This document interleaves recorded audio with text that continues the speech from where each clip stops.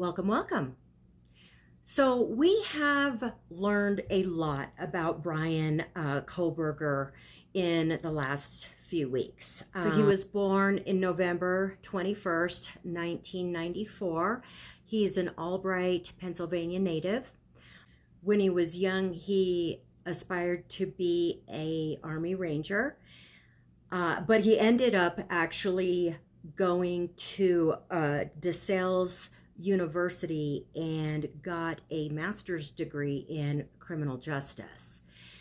That wasn't enough. He ended up wanting to pursue a PhD, and so that is how he ended up in Washington State University. Court records show that in Washington, Pennsylvania, and Idaho, he did not have a criminal record at all. The only thing that was shown was an infraction that he got, it was August 21st of 2022, where he got pulled over and ticketed for not wearing a seatbelt. Now, he was pulled over in Latah County, which may sound familiar because that was in Moscow, Idaho. And interestingly enough, his cell phone actually was pinging, showing that he was at the 1122 location watching that house that night. So from 10:34 to about 11:35 p.m. that evening, he was watching the house. And then at 11:37 is when he was pulled over, leaving Moscow to go back to his residence. The police's body cam was able to verify that was Bryan. He was in his white Elantra. And who would think that this was the guy that would murder those 4 students 3 months later? This maybe should have been a sign to Bryan that maybe he should rethink this whole murder thing. And who would have known that the information, which was his phone number, gathered that night would be instrumental in gathering evidence against Bryan for these crimes that he will allegedly be committing. In addition to this night, phone records show that Bryan was at the 1122 location an additional 11 different occasions, from late night to early morning, watching that house. He also published a survey roughly about 7 months prior to the murders, where he was looking for ex-criminals to participate in this research project that he was doing, where they could help him understand the emotion or psychological traits of decision-making while doing a crime. So he really had spent a lot of time thinking about this and mentally preparing for this. We also know that he dressed all in black and had a mask on covering his nose and his mouth. He decided his weapon of choice was going to be a knife. And I'm only going to touch on this a little bit. I'm not sure if you guys are aware of a social media profile called Papa Rogers, and I think it was on Facebook, 4chan, Reddit, those places. But there were discussion groups where this person was on them, and a lot of people speculate that this was Bryan. Now, if you're interested in me doing a video on that, please let me know in the comments below. But one of the things that Papa Rogers had brought up was the fact of a knife being used and how risky it was. there's one knife, 4 victims, and anything could go wrong. He also was asking for speculation on if maybe the murderer had brought another knife.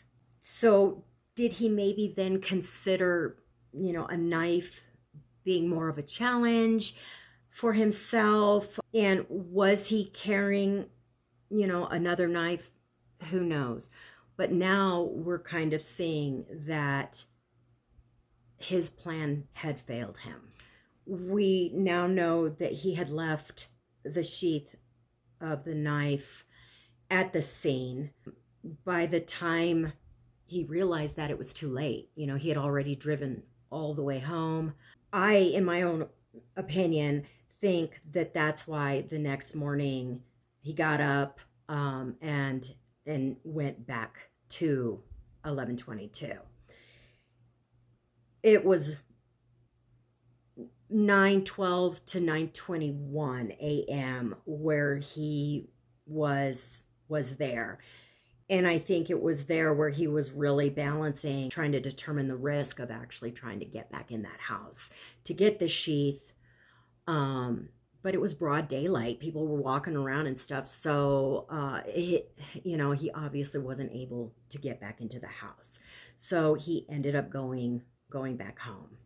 You can only imagine how he must have felt, because he prided himself on having the intellect and the education to pull off this perfect crime. And instead, he made a critical mistake. And at this point, we don't know if the sheath was ripped from his belt, maybe in the struggle with the girls, and he didn't see it, or did he not even have it on the belt? I mean, we don't know, but it had to run through his mind that he actually did touch that sheath with his bare hands. We also know that he's thinking about it. If you believe that Papa Rogers is Bryan, because he did comment on it. And he did say how they mentioned that the knife used was this large fixed blade knife. And he goes on to say that this leads him to believe that they found the sheath. He must have been, especially if this is his first murders, he must have been so frenzied after this had all happened, because I again personally think that he had his hands full when he was attacking Zaina and Ethan, because we now know that at least Zaina was awake, and we also now know that they were both in that bedroom, and there was a struggle. Zaina's dad said, she put up a fight. They're both athletes. And even though, yes, he did in the end up overpowering them, he probably wasn't prepared to handle two like that.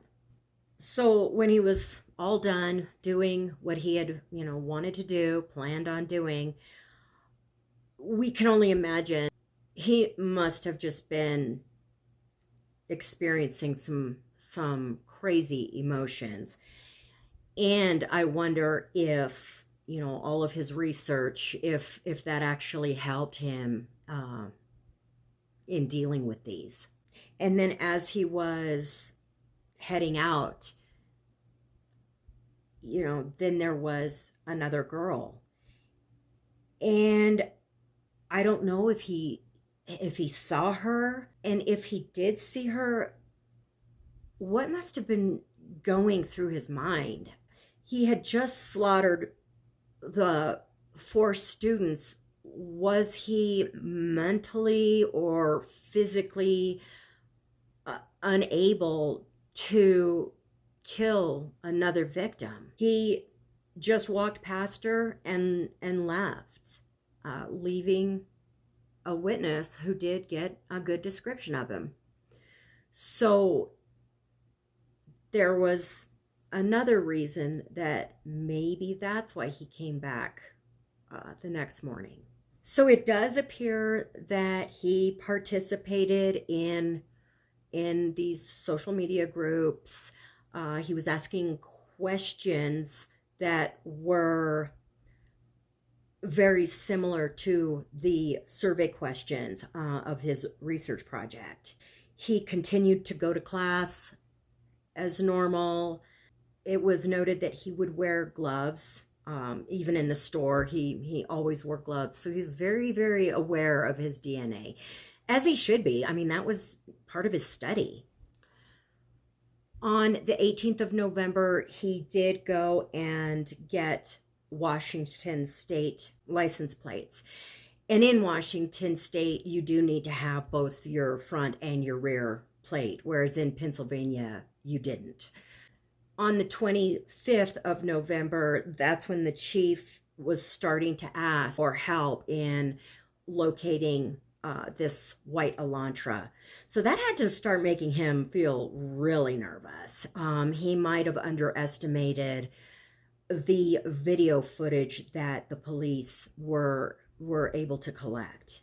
And I can't imagine that he had any idea just how important that night in August 21st, when he got pulled over for not wearing a seatbelt, how that night would end up coming back and biting him in the butt.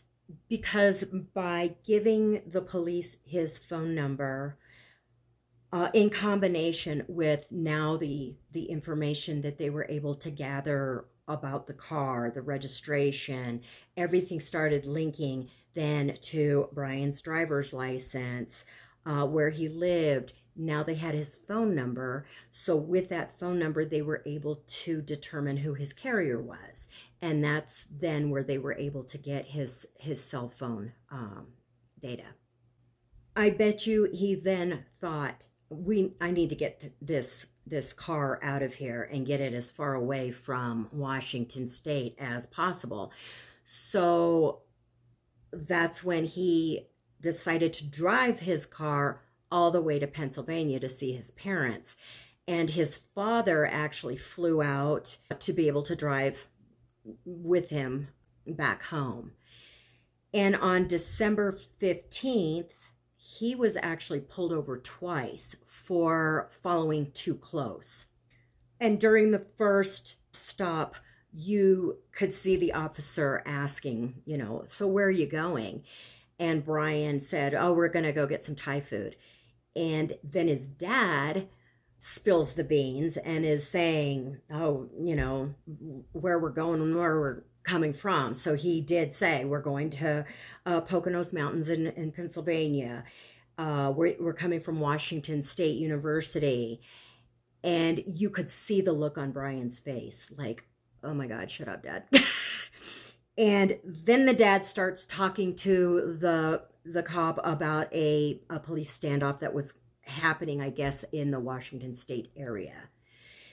The police ended up letting him go with just a warning. And then apparently not too much later, he got pulled over again for the same exact thing. Pretty much the same thing happened. They were basically let off with just a warning. I would think that Bryan's plan was to get rid of the car while he was in Pennsylvania. But before he could do that, the police did do a raid on his parents' house early in the morning, 3 a.m. in the morning, and they captured Bryan and arrested him for the murders. So the police were actually surveilling the house for about, I think, 4 days prior to the raid, and they witnessed Bryan with surgical gloves on, really, giving that car a good, thorough cleaning, as well as, again, with surgical gloves on, taking the garbage out at 4 o'clock in the morning, but actually putting it in his neighbor's trash cans.